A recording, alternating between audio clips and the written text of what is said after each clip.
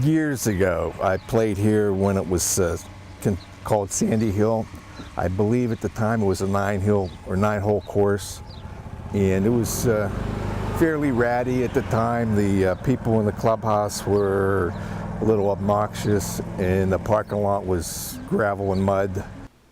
I got to play Sandy Hill. Was a couple of old people owned it, and you put the money in the doorway in a little tray, and that's how you paid your green fees.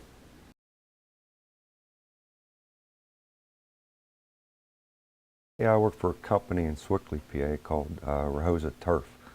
And what we did was we traveled all over the country installing bent grass greens and tees, finished grading, and we pretty much were well known around the country. And that's what we did. I did that for 13 years. We've been around. Kemper Lakes, Hazeltine National, TPC Sawgrass, Colonial, Texas, Camp David, President, Congressional, Pinehurst, everywhere. The Sandy Hill was just some push-up greens, and I think he cut the greens with a rotary mower.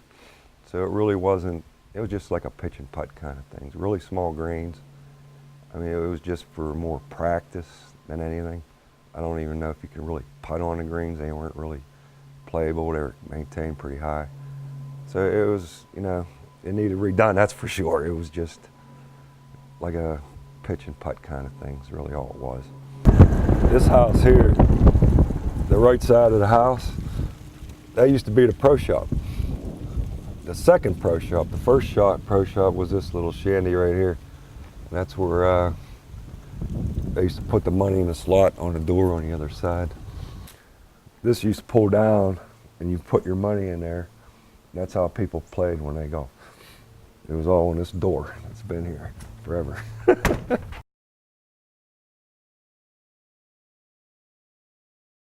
This was the #1 tee of the original Sandy Hill. You stood here, you can see what's left of it, the square. And the hole went out over what is now the driving range and dog leg to the left. Of course, the driving range is way up there now, and #9 green is in between what it used to be, #1. So this was the original #1 hole right here. And what's left of the tee. You can still see the square. He had called my company, which we're not far from here, we're only 40 minutes, and he asked us to build a #1 green.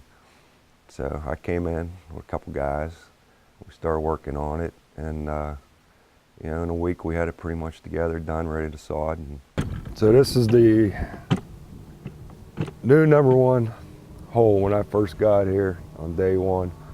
That's the hole he wanted me to build. So if you look to the left, there's 2 mounds over there behind the cart path only sign. Right between them 2 mounds was where the original green was at. It was just a little push-up flat spot there. And I dug it out and made 2 mounds out of it, cut the bank down and pushed all the dirt back to build the green, the #1 green back there. After the work involved, he pretty much said, you know, it's a lot of work, there's a lot going on here.